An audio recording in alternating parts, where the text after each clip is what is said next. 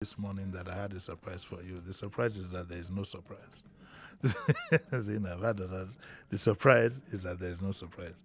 But what actually, let me confess, I was originally going to see if I could talk to one of the African airlines, and find out how they've been coping, with this post-COVID, with the new dispensation. You remember the interview I had with Virgin Atlantic, who, by the way, now run, I think they should be running daily flights now with BA.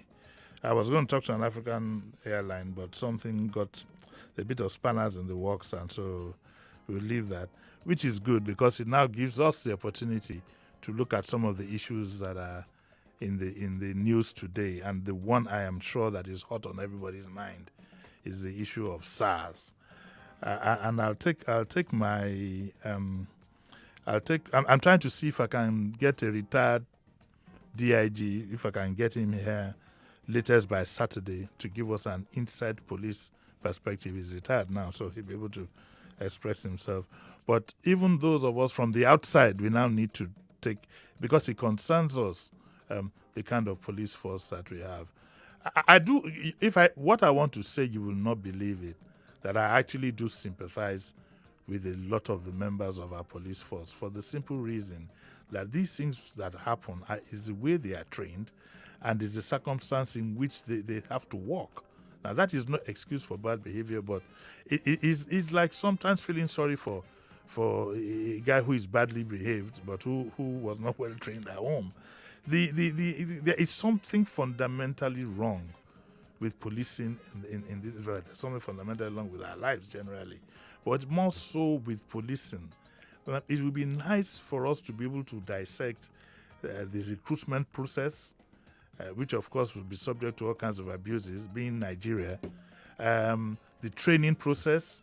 You remember the expose that Channels TV did on the police college way back some years back. I don't know if things have approved. And then the unwritten culture within the police and within us as a society. For example, we all seem to have a sense of entitlement. A lot of us have to other people's things.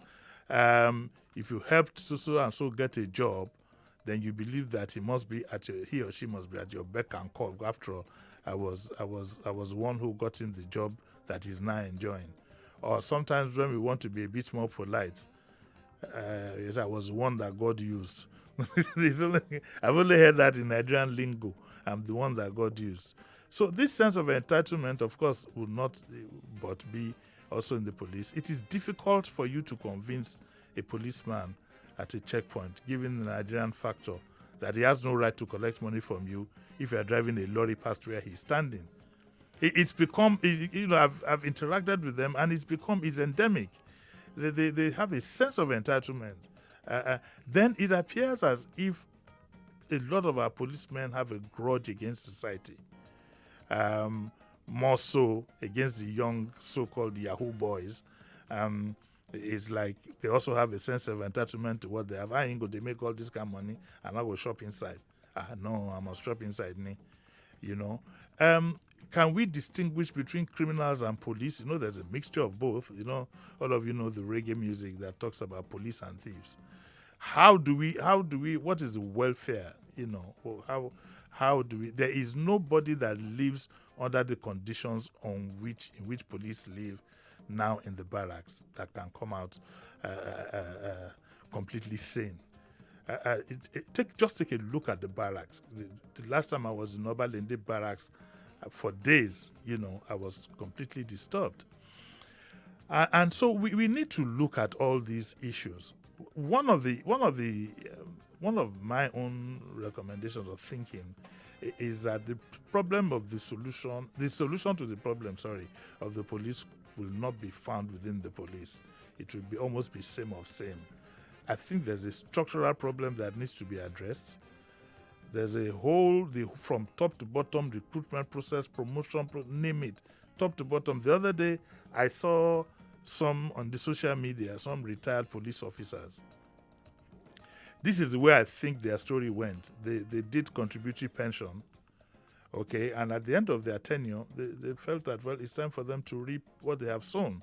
Now, these contributory pensions, the way they work, is like, okay, your company pays, or well, the police would have paid a certain amount, and then you pay a certain amount, and at the end of your tenure, you can now pack all. And if what I saw in the social media is anything to go by, the police were saying that, okay, now, by the time they got to the pension office, they were told so many stories about the police contribution. So they said, okay, fine, if you can't give us the police contribution, what about our own contribution you've been deducting from our salaries? And then it just says that the story then changed. I saw a bit of that. So we will look at that issue today. I don't believe that banning SARS. I don't know why people just got excited, when they said that the federal government has banned SARS. How many instructions has the Inspector General given that have not been obeyed? Right under everybody's nose. Look at the issue of sirens. Look at the issue of escorts. What is the criteria for assigning escorts to people? I can understand that under certain circumstances you might want to provide security if there's a security problem. Okay, guard his house. Does that mean you turn the police into his errand boy?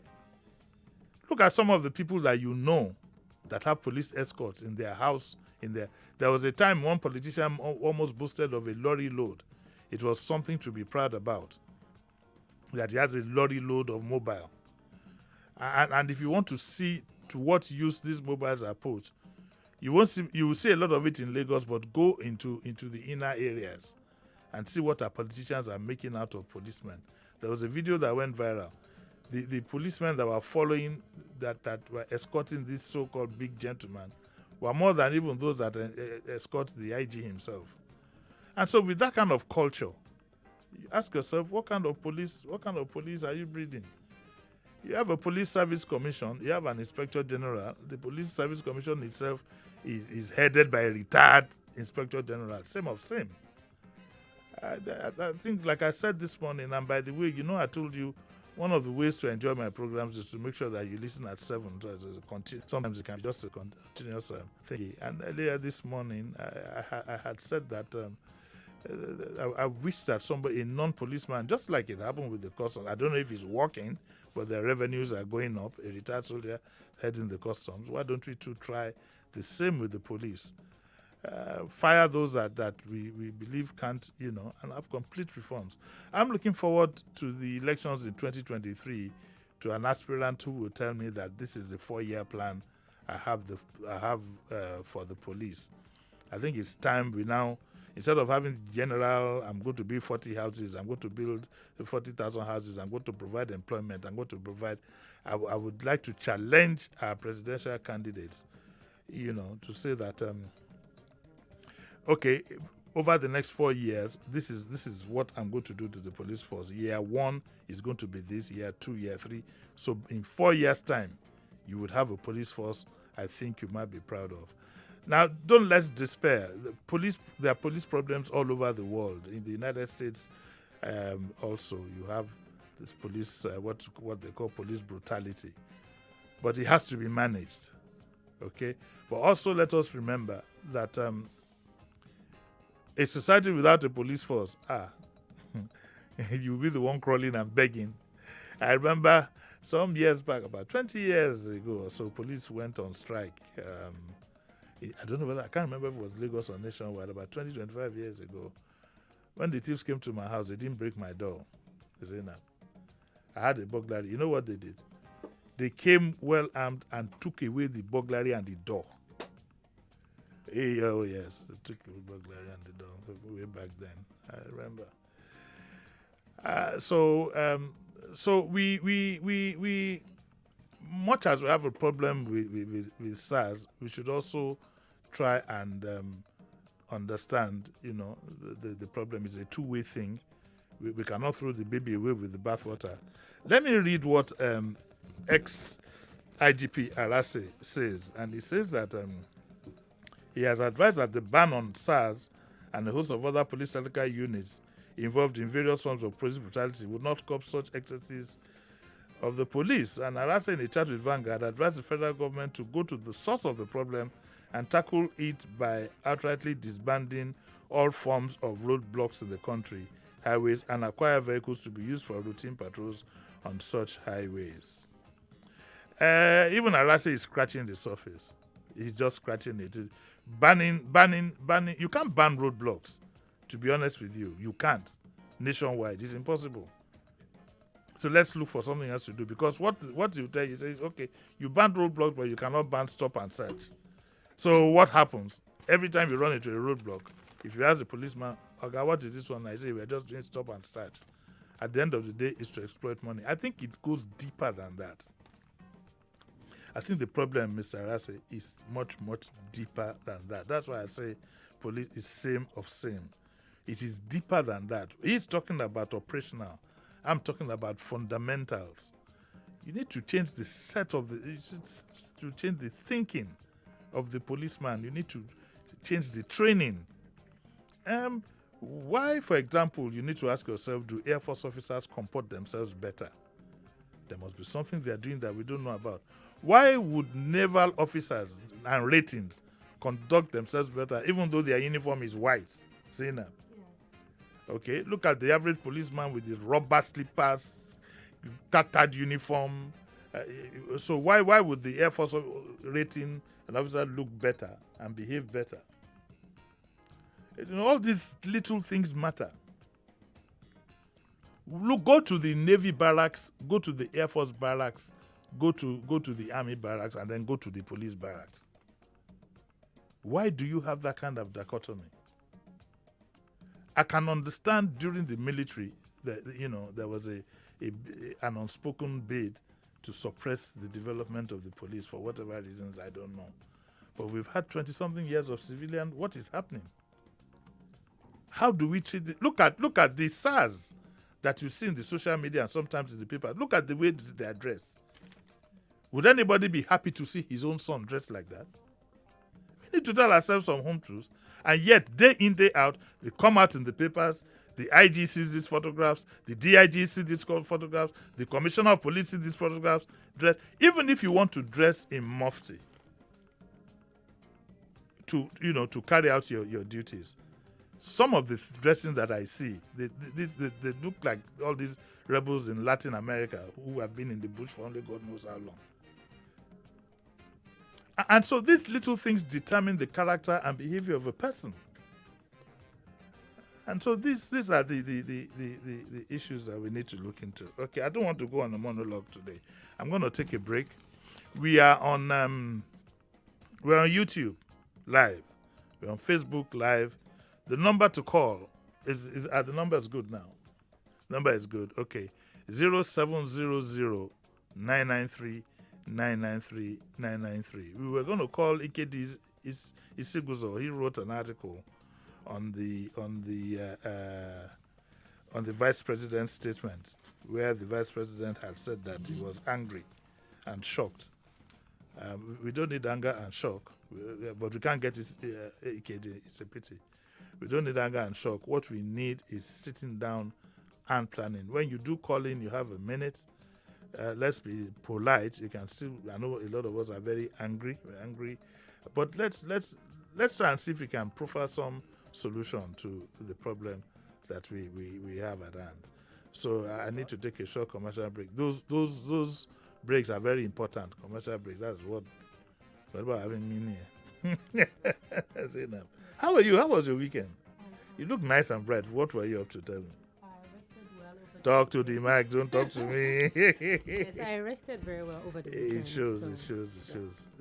How was yours too? I rested very well. Short break, ladies and gentlemen, and we'll be back after the commercial.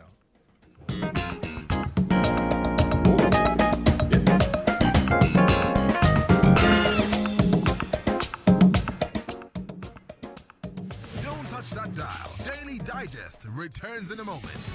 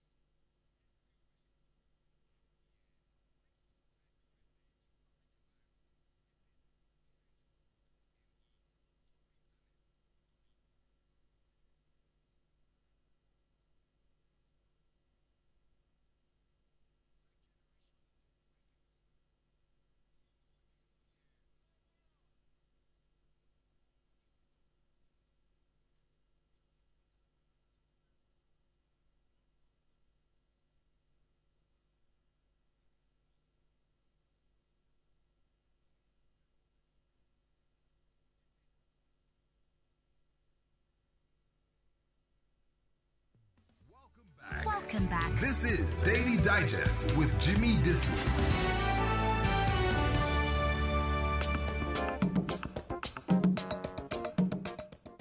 Yeah, you're welcome back to Daily Digest. I just got a note from my enfant terrible, the woman who harasses me most of the time, Mrs. Bimba Kikube, and she wants to say happy birthday to her aunt, her big sister, Adeola Aziz, who is 60 today. I think she's the country head of Deutsche Bank. So, Mrs. Aziz, happy birthday. Well, from her and then from me, I might as well add my own. Do you know what it's like to be 60? You still have a long way to go. Right. You wake up in the morning and all your bones are aching. Ask me, I'll tell you. Okay, let's take the first call. Yeah, hello, good morning. Yeah, good morning, Uncle Disu. How are you? I'm very good. Who's calling? Okay, my name is Dennis, calling from traffic. Morning, Mr. Dennis. How are you doing? Yes, I was talking a bit about when you were reviewing for this morning and made a comment that some of the agitators of breakup of Nigeria are doing that for economic purposes. But that's not the topic we're talking about. I understand. I want to take up on the issue of No. Please, when you do call, let's go straight to the issue that we are talking about so that we can have a very robust discussion. Good morning. Hello. Good morning. Morning, sir. My name is Adenusi Patrick. I know that now. Everybody knows your voice. Adenusi, the traffic is not getting any better. Oh. The minds of people remains the same. Yesterday, it took a friend of mine about 5 hours to get from Ikeja to Oniru. I don't know what's going on now. Anyway, let's go straight to your topic, to today's topic. The SARS issue. What I think we should do as a people is to reactivate the National Orientation Agency. It is not just the SARS alone that have twisted minds. It is 99.99% of the Nigerian citizens that we have. Our minds are twisted.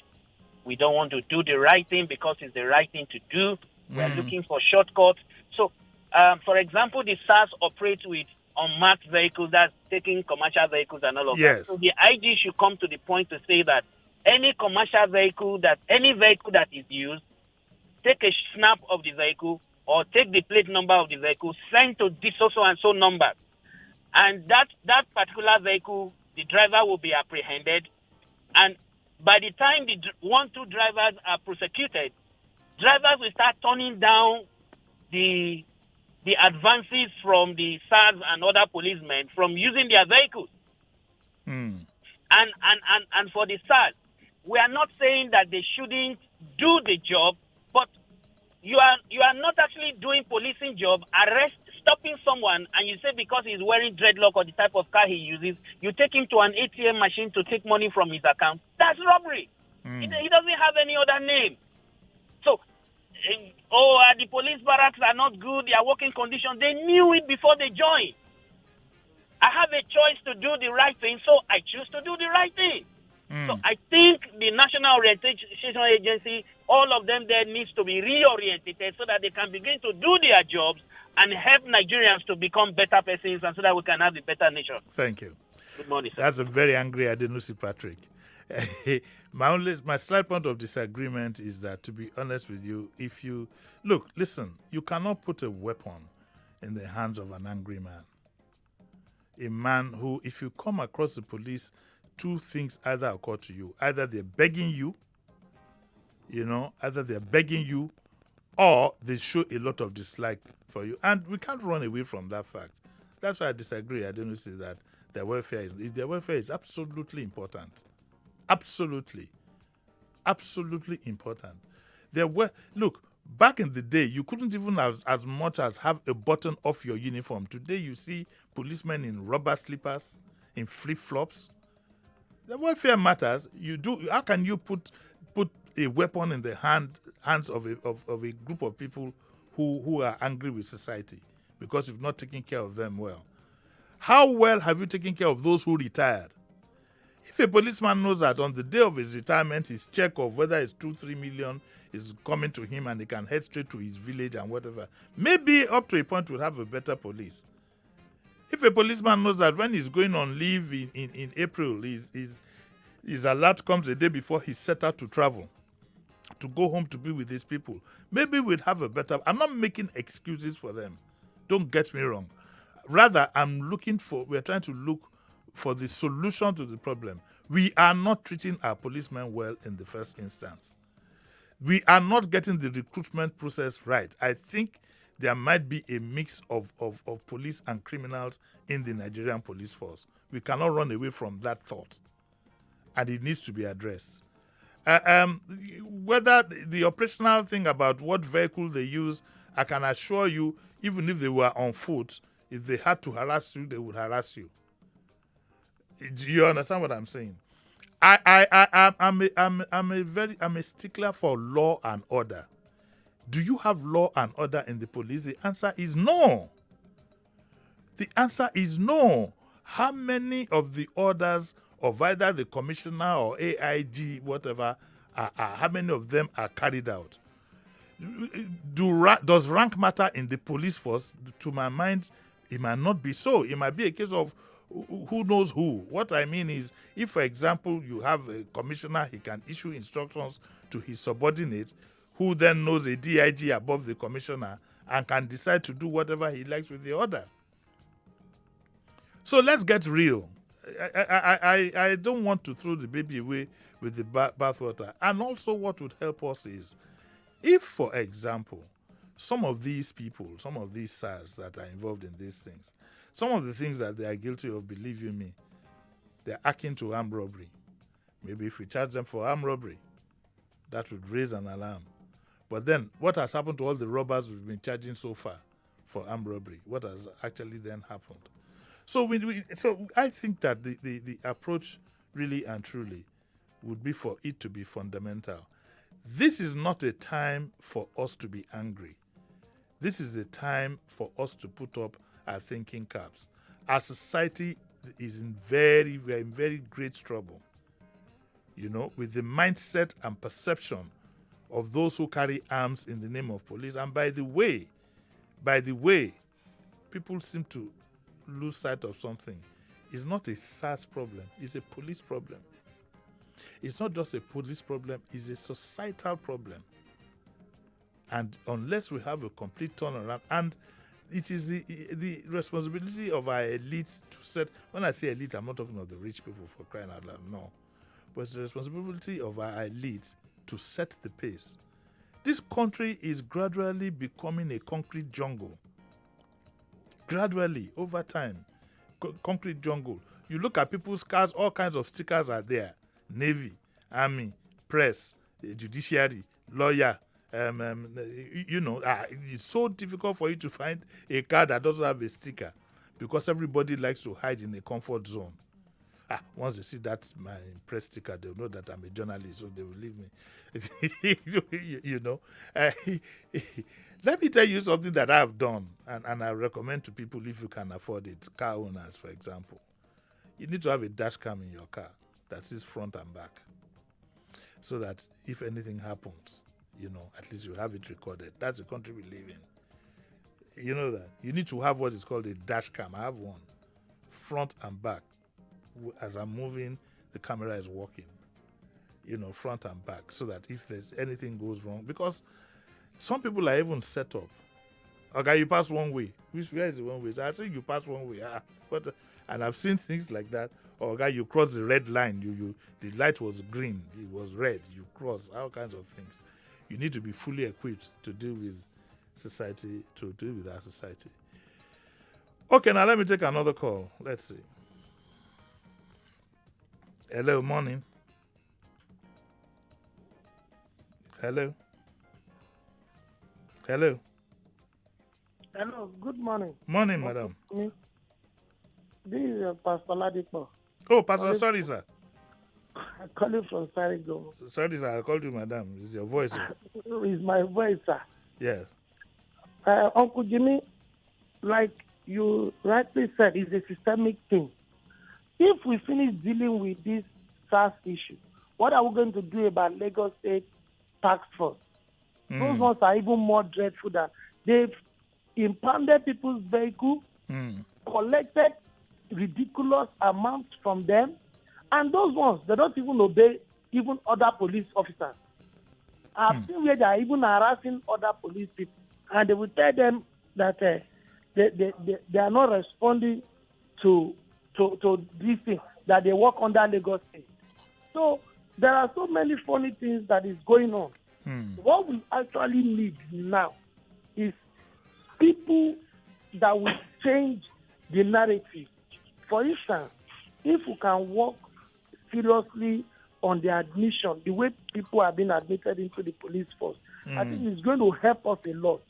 Because I remember over 20 years ago, I was given an opportunity to join the police.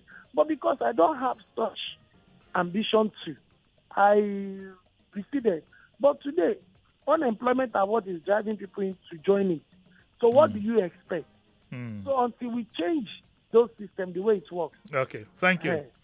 Well, I would have thought that you'll also have added that even those who are going to recruit they need to be reorientated, because it starts from there, really. And I believe that the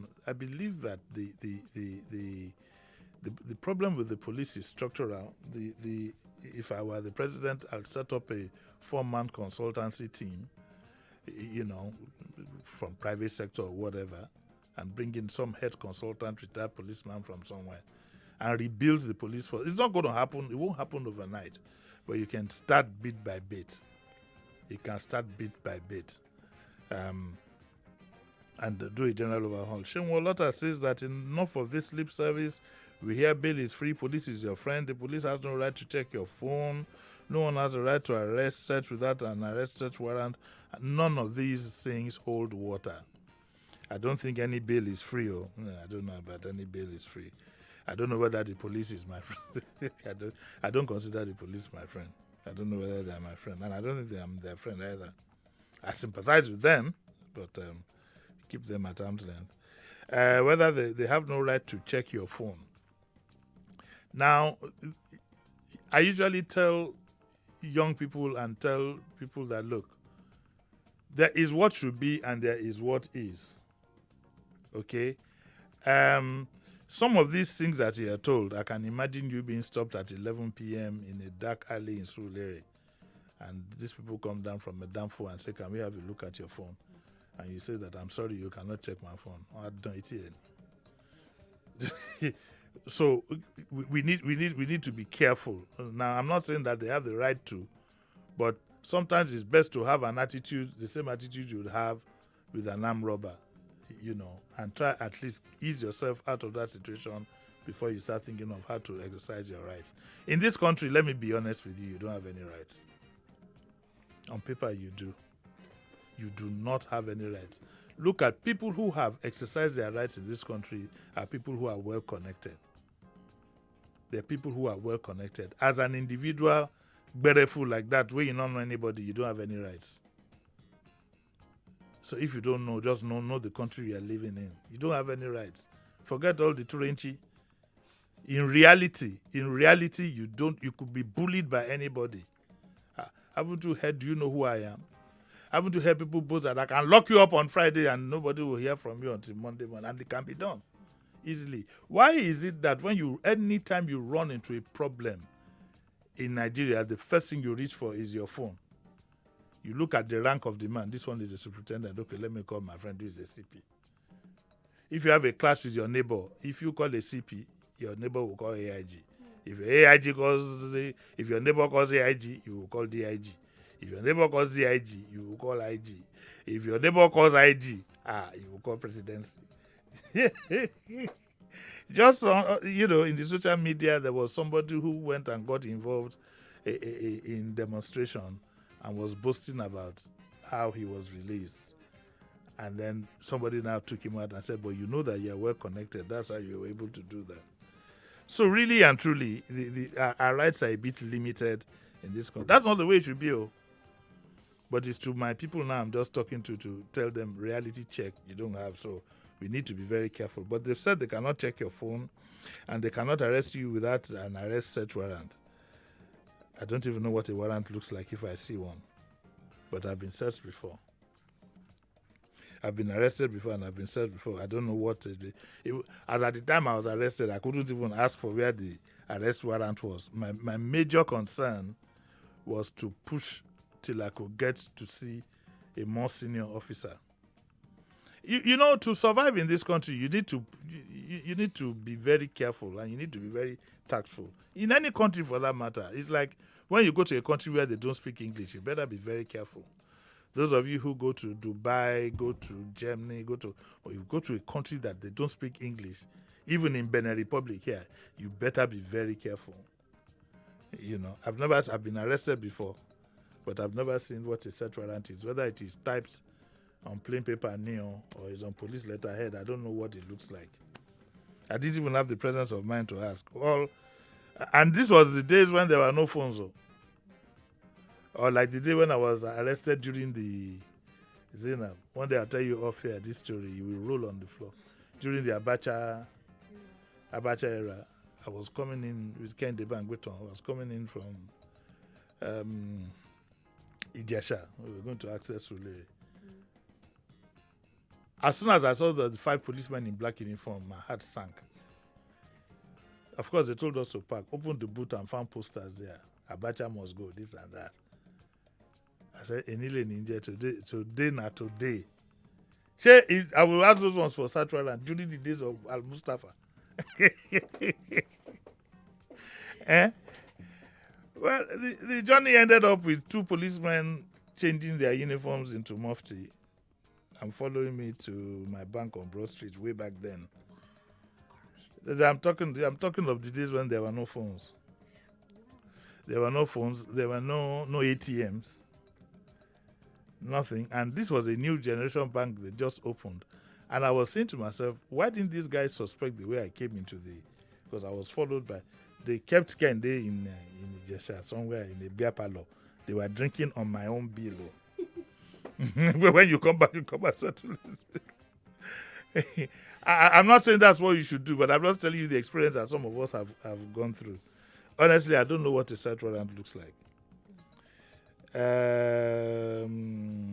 Shemwolota has corrected Adenusi Patrick to say that, Mr. Adenusi Patrick, the commercial buses and drivers are arrested and forced to take them on this raiding. I mean, when I saw some photographs on the social media, I couldn't believe I was looking. One of them had red hair on one half and black hair on the other. And I said to myself, if this is supposed to be a disguise, this is like when you're supposed... Way back, we used to have what we call Otelemuye, to police CID. Do you know that in this country, Zainab, I think it was in the 60s, a woman tailed a criminal. A woman policeman tailed a criminal, even had a child for him, but eventually got him arrested. Oh, wow. In the days of the good CID, I think I am right. I'm looking for somebody who will authenticate this story. In the 60s, she married the man in a bid to break his... because, look, you see, a lot of what we do nowadays, we apply more force than intelligence. Looking for Yahoo boys, looking for criminals, armed robbers is not about stopping people with damper on the road and checking their phones. That's not the way to go. We don't have a viable CID department. And I don't think anybody wants to even go to the CID department because these people are not out to arrest anybody, really. It's to make money. So when I remember, God bless Chinaka Fine Country, my Oga, I covered the Bushiri Magistrates Court for a while.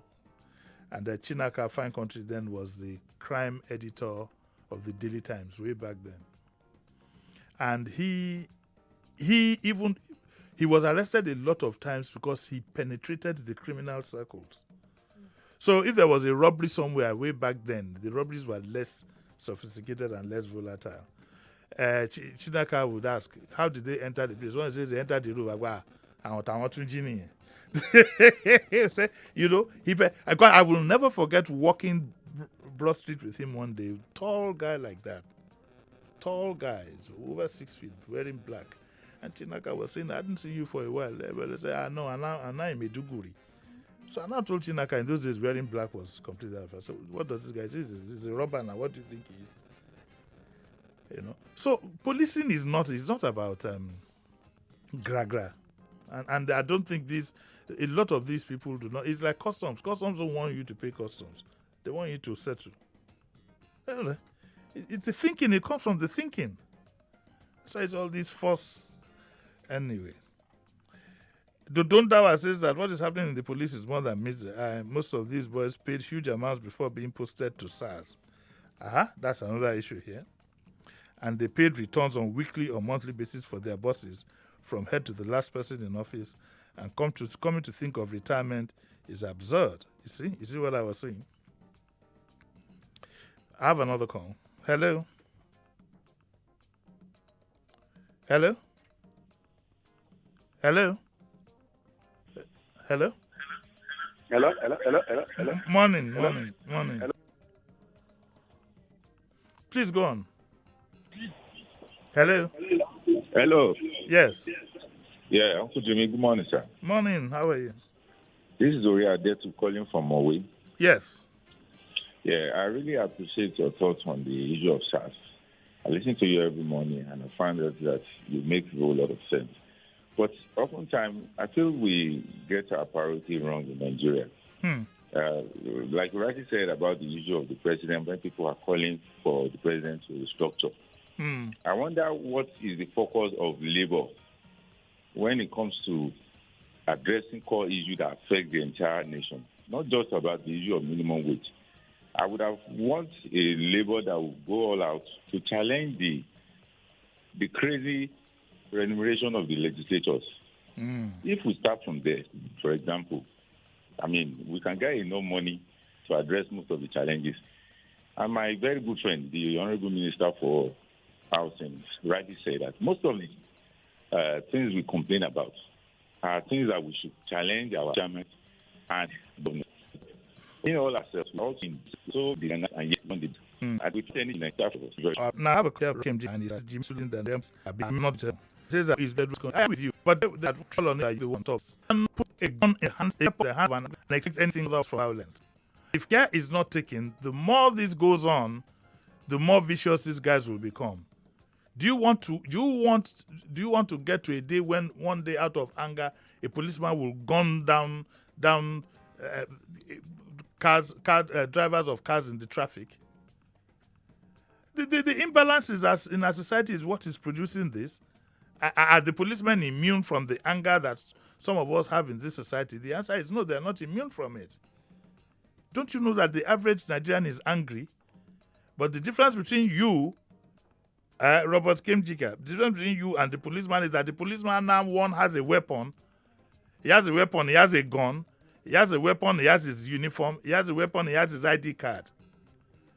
And some of them do this thing not just for the money, but out of sheer anger.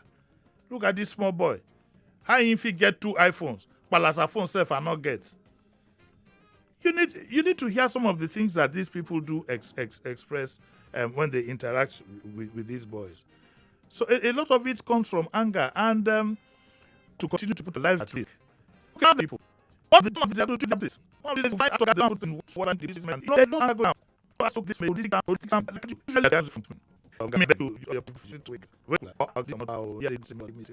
Usually on the screen and look and see for them. They have their own problems too, but they are well treated. They are proud. Our own policemen look sloppy. Half the time their hours are red, look dirty sometimes, not well kitted. And therefore, that's why I said, for example, that look at the average Air Force rating. I don't want to use Army. Look at the average Air Force rating and see how he comports himself and compare him to the policeman of equal rank. Has that ever occurred to you? Look at the average naval rating. Who is wearing white? Oh, he's wearing white uniform or whatever. Look at his comportment and compare it to the policeman. Then you know that there is something fundamentally wrong. Something fundamentally wrong. Okay? Shewolota has gone gaga. He's just tweeting left, right, and center on this police issue. Omo West Unisex says that I grew up knowing the policemen to use tear gas instead of guns to disturb people from seeing themselves and so on and so forth. All the retired are also part of our problem. Yeah, well, times have changed. At the time you were growing up, I don't know how old you were. At the time I was growing up, most the average policeman had what you call baton. I don't even know. I don't think they make batons anymore. When I was growing up in Yaba in those days, the policeman had just baton. I think it was after the Civil War that guns came into the equation, and we haven't gone back since then. Essentially, in conclusion, what I think is that whether we like it or not, we do need some fundamental changes. And I think it's a bit late. It's a bit late for this government to initiate it now. We will challenge those who are coming to take over governance. There can still be some, because what the IG has done, as far as I'm concerned, is going to exacerbate the problem. It's going to make it deeper, but that's a story for another day. But moving forward, and because I believe that reforms in any society is a marathon, is not an event. I'm hoping that whoever wants to run this country in 2023 has a well-detailed and structured blueprint for turning the police around. Mandela had it. He had to turn the mindset of and Mandela's own was even heavier because there was a police that was used during apartheid. Okay, that he inherited and had to use, for post-apartheid. The effects are still there, but he was able to make some fundamental changes. Okay, so let's take one or two more calls, and I have to be out of here. Hello, good morning. Morning. Hello, morning. Okay, do we have? Yes, morning. Hello, good morning. Morning, sir. Morning, sir. Where is he? He's gone. Hello. Hello, good morning, Uncle Jimmy. Morning, who's calling? Yeah, this is Bola speaking from Ojo. From Ojo, yes, please. Yeah, quickly, I want to take a cue from your submission with Quadri this morning concerning the police restructuring the police wholesomely. Yeah, just go on. Yeah. But there is one thing people are not really talking about, which I'm not really happy about. Mm-hmm. Fine, I'm not really saying we should leave policemen and SARS the way they are operating. But we also need to look into how we are going to curb the nuisance of our youth in the society. Yeah. We are not really talking about that. Yes. We are just focusing. Whenever policemen come up with their operation, their barbaric operation, we just talk about the policemen and condemn them and all that. We are not really having a conversation how we are going to curb the nuisance of our youth in society. Mm-hmm. I think we really need to talk about that as well. I agree with you. It's just that they are separate topics entirely. And I think the focus now is on policing, because this policing SARS thing, it doesn't affect the youth only, though. I hope you must realize that it doesn't affect the youth only, though. We will have that conversation. We have it all the time. That's why we'll knock it off for today, because Collins should be in here anytime from now. It's been an exciting moment with all of you. God willing, we'll be back here tomorrow. Zainab, tomorrow is Yabomi. Don't worry, tomorrow is not the day I'm going to throw you under the bus. Wait, I will not even announce it. I have Mrs. Kuyoro, Funke Kuyoro. She will be with me in the studio tomorrow. She's been with me quite a few times, and her ideas are what do they call it now? Ideas on certain things are different from mine. So we are going to have an argument tomorrow. It goes, like they will say in broken English, it goes sweet going. And that's what we have tomorrow. I am trying very hard to get a retired DIG, bring him in the studio before the end of the week. But on Friday, most likely, all things being equal, or like Muslims will say, inshallah, we are going to look. I will be talking to, on Friday, all things, we'll be talking to Mrs. Yetunde Fawayemi on how the necessity and importance of having a will. And we are not talking of people of Eastern extraction now, generally across the board, how it is important for you to lay some kind of foundation before you pass on to the afterlife. And on Friday, it will be a tutorial. So the young people are on break on Friday. It will be a tutorial on how you can and how you can do your will and so on and so forth. So maybe what I'll do is move the Friday issue forward to Thursday. I think I will work on that. Then we'll have the youth, because I now remember I promised the 16-year-old. Yeah. So Zainab, remind me, we'll bring her in on Thursday. On Friday is because that's the time the lady has. She will tell you on how best to make your will. Now, I don't think will is just for old people. Once you have anything of value, it's important that once in the world we're living in now, you can pick off at any time. Okay, so Zainab, thank you very much for being here. And Philip, where is he? Okay, I can see his shadow.